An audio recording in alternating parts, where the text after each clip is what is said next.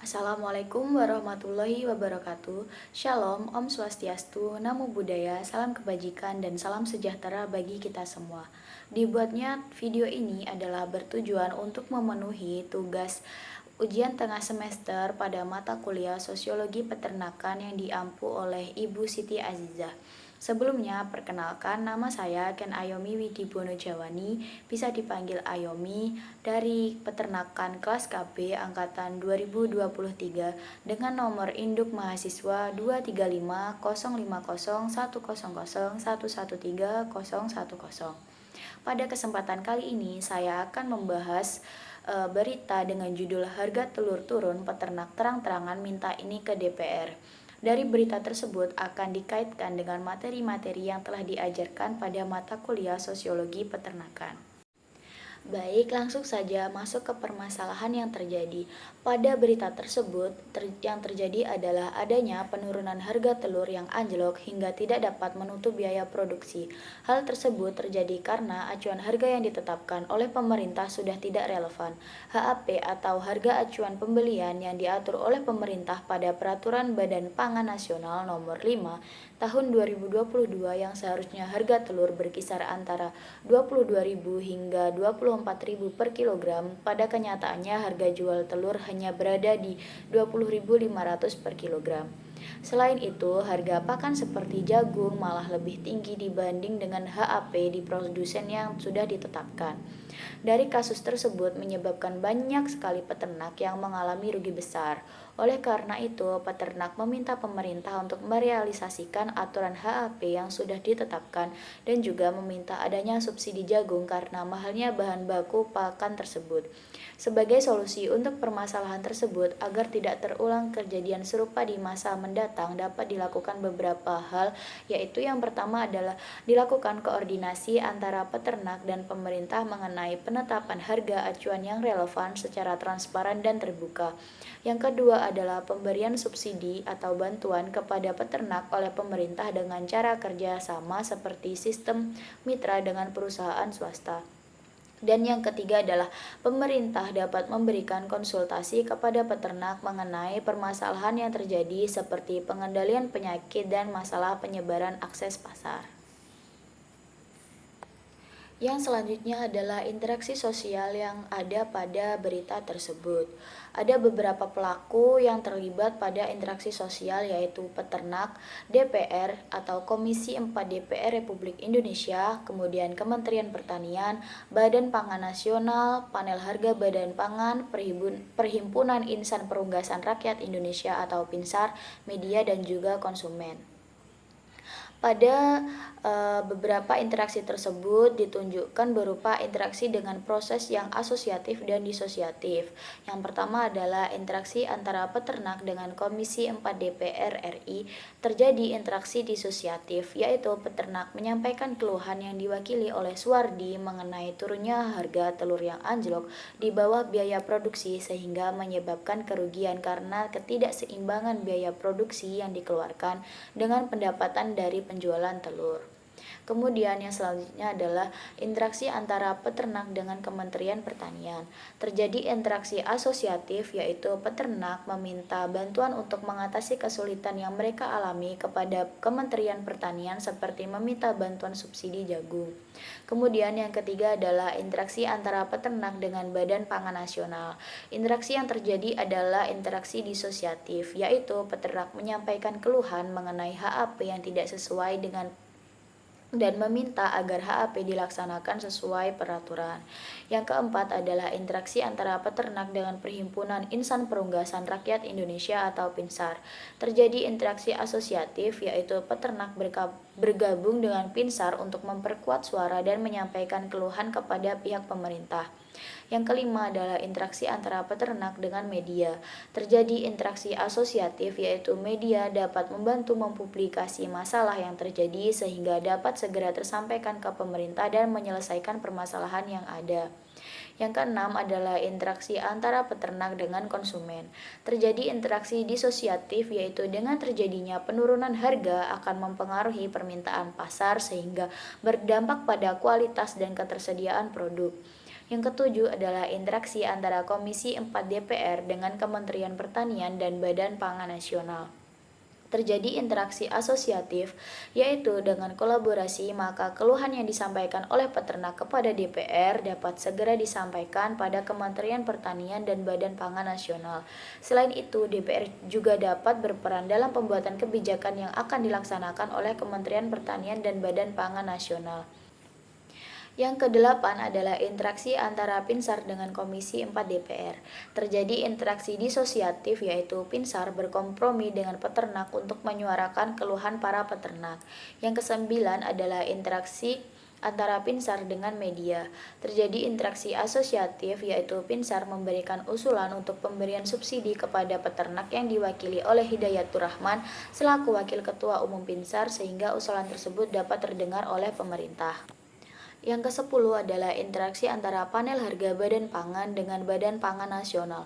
Terjadi interaksi asosiatif, yaitu panel harga Badan Pangan memberikan data harga telur pada Badan Pangan Nasional sehingga dapat diketahui permasalahan yang terjadi dan dapat segera ditemukan bagaimana penyelesaiannya.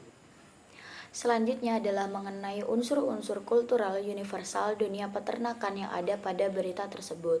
Yang pertama ada mata pencaharian dan sistem ekonomi, yang kedua sistem kemasyarakatan, yang ketiga bahasa, dan yang keempat adalah sistem pengetahuan. Untuk pembahasannya, yang pertama mata pencaharian dan sistem ekonomi. Pada berita ini, mata pencaharian dan sistem ekonomi yang dimaksud adalah ketergantungan beberapa masyarakat pada bidang peternakan sebagai mata pencaharian pokok, sehingga saat terjadi penurunan harga produksi telur sangat berpengaruh terhadap penghasilan untuk mencukupi kebutuhan harian mereka. Selain itu, penurunan harga juga berpengaruh terhadap perputaran biaya produksi yang mana tidak dapat menutup biaya produksi sebelumnya seperti biaya pakan. Biaya pakan yang mahal berbanding terbalik dengan pendapatan yang diperoleh peternak, walaupun dengan turunnya harga telur mempengaruhi jumlah permintaan telur di pasar. Yang selanjutnya adalah sistem kemasyarakatan. Pada kasus ini, sistem kemasyarakatan yang dimaksud adalah kebutuhan masyarakat akan produk protein hewani berupa telur yang terpenuhi karena turunnya harga telur dan permintaan yang meningkat. Akan tetapi, hal tersebut mempengaruhi sistem ekonomi dari peternak sebagai penyedia pangan dan menyebabkan turunnya populasi peternak. Dalam kasus ini juga menunjukkan partisipasi politik dalam pembuatan kebijakan sebagai wujud kerjasama dan pengambilan keputusan yang akan berdampak pada kehidupan sehari-hari. Yang ketiga adalah bahasa. Pada kasus ini, bahasa yang dimaksud adalah terkait penyampaian kebutuhan dan aspirasi oleh peternak kepada pemerintah dengan mengekspresikan permasalahan yang terjadi. Bahasa juga sebagai alat untuk menyampaikan pendapat dari peternak kepada pihak berwenang untuk diskusi mengenai kebijakan yang dibuat yang akan membentuk opini publik terkait permasalahan yang ada. Yang keempat adalah sistem pengetahuan. Pada kasus ini, sistem pengetahuan yang dimaksud adalah terkait pengetahuan peternak mengenai dinamika pasar sehingga tahu sebab dan akibat dari turunnya harga serta kebijakan yang diciptakan pemerintah pada sektor peternakan. Akan tetapi, peternak kurang pengetahuan dan kemauan mengenai inovasi yang dapat diterapkan untuk mengatasi penurunan pendapatan karena turunnya harga telur dan mahalnya harga pakan. Solusi yang dapat dilakukan untuk permasalahan-permasalahan tersebut adalah yang pertama, peternak dapat mencari sumber pendapatan lain yang masih berhubungan dengan bidang peternakan seperti budidaya tanaman dengan memanfaatkan kotoran dari ternak sebagai pupuk, usaha kuliner dengan memanfaatkan hasil dari produk peternakan, budidaya ikan dengan pemberian sisa pakan dari ternak dan kotoran ternak untuk pakannya. Yang kedua adalah meningkatkan kualitas produk dan program pemasaran telur dengan memanfaatkan teknologi modern sehingga dapat menarik konsumen mau membayar lebih meski kondisi harga pasar umum telur sedang turun. Yang ketiga adalah manajemen biaya produksi dengan mencari alternatif pakan yang lebih murah dan berkualitas atau bahkan menciptakan pakan sendiri dengan pemanfaatan teknologi modern dan sumber bahan pakan yang ada. Yang keempat adalah pembuatan kebijakan protektif dengan menetapkan harga minimal untuk telur dan pemberian subsidi untuk biaya produksi dan sistem pinjaman dengan bunga seperti bermitra dengan pemerintah. Yang kelima adalah pengadaan program pelatihan untuk meningkatkan keterampilan manajemen usaha dan pengelolaan hasil samping dari bidang peternakan. Yang keenam adalah pembuatan fasilitas forum diskusi yang mempertemukan pelaku bidang peternakan secara langsung dengan pemerintah yang membuat kebijakan sehingga peternak dapat langsung menyampaikan masalah dan respon yang didapatkan. Yang ketujuh adalah pemanfaatan media sosial sebagai tempat untuk menyuarakan permasalahan serta menarik perhatian publik dari pihak yang berwenang. Yang kedelapan adalah penyuluhan oleh lembaga swadaya masyarakat tentang hak peternak dan cara berkomunikasi. Dan yang terakhir adalah pengadaan rapat berkala antara peternak, pemerintah, dan pelaku usaha peternakan lain untuk membahas isu dan solusi bersama. Yang selanjutnya adalah mengenai strata sosial. Posisi strata sosial dari pihak yang berinteraksi dalam berita tersebut dan alasannya. Yang pertama ada peternak. Peternak sebagai pelaku utama dalam industri peternakan tidak semuanya memiliki industri yang besar. Sebagian peternak masih sangat bergantung pada pasar lokal dengan harapan dapat mengembalikan modal awal mereka. Selain untuk mengembalikan modal, peternak juga bergantung pada peternakannya sebagai mata pencaharian utama. Pada kasus ini, peternak berada pada posisi strata sosial menengah ke bawah. Alasannya adalah karena banyak peternak yang mengeluhkan kebijakan pemerintah tentang penurunan harga telur yang berbanding terbalik dengan harga jagung yang sedang naik. Sehingga peternak kesulitan untuk mendapatkan modal untuk perputaran industri mereka dan banyak mengalami kerugian. Yang kedua adalah pemerintah. Pemerintah di sini adalah DPR sebagai pihak yang membuat kebijakan tentang turun dan naiknya harga telur di pasar lokal dan juga mengawasi berjalannya industri peternakan lokal.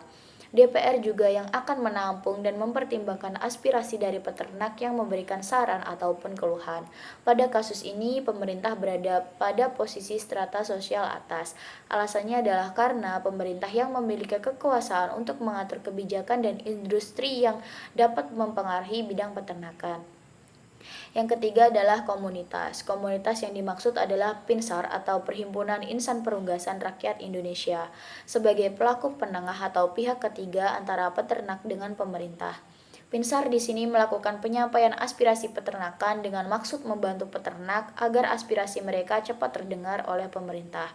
Pada kasus ini, Pinsar berada pada posisi strata sosial menengah ke atas. Alasannya adalah karena Pinsar sebagai komunitas yang besar dapat memiliki keuntungan lebih terlihat dan terdengar oleh pemerintah dibanding dengan peternak yang hanya sebagian kecil dari komunitasnya sendiri bahkan perorangan saja. Yang selanjutnya adalah mengenai social mobility dalam berita tersebut. Yang pertama, peternak dapat mengalami perubahan strata sosial karena adanya kasus ini. Peternak mengalami mobilitas sosial yang bersifat vertikal yaitu social sinking. Yang kedua, pemerintah tidak mengalami perubahan strata sosial karena sudah berada pada puncak posisi strata. Pemerintah mengalami mobilitas sosial yang bersifat horizontal. Yang ketiga adalah komunitas yang disebutkan mengalami perubahan strata di mana akan mendapatkan kepercayaan yang lebih dari peternak maupun pemerintah. Komunitas mengalami mobilitas sosial yang bersifat vertikal yaitu social hiking. Yang selanjutnya adalah mengenai status dan role. Peternak memiliki status achieve status karena usahanya dimulai dari nol dan dapat berkembang dengan usaha yang disengaja. Role-nya pada kasus ini peternak berperan sebagai produsen, pemenuh kebutuhan protein konsumen dan memenuhi permintaan konsumen. Yang selanjutnya adalah pemerintah. Pemerintah pada kasus ini memiliki status yaitu assign status karena pemerintah atau DPR memiliki wewenang sebab diberikan dan dipilih oleh rakyatnya yang mana hal itu juga dipengaruhi keputusan lembaga hukum dan pemimpin negara. Role-nya pada kasus ini pemerintah berperan sebagai pembuat dan pengatur kebijakan untuk industri peternakan lokal dan mendukung peternakan. Dan yang terakhir adalah komunitas. Pada kasus ini komunitas berstatus assign status karena Pinsar memiliki wewenang dan tugas karena diberikan oleh masyarakat ataupun pemimpin yang mendirikan dan seberapa pengaruh mereka. Pada kasus ini komunitas memiliki role sebagai perantara antara peternak dengan pemerintah. Cukup sekian yang dapat saya sampaikan mengenai kasus tersebut atau berita tersebut. Apabila ada salah kata dan apabila ada kurang dan lebihnya mohon dimaafkan. Wassalamualaikum warahmatullahi wabarakatuh.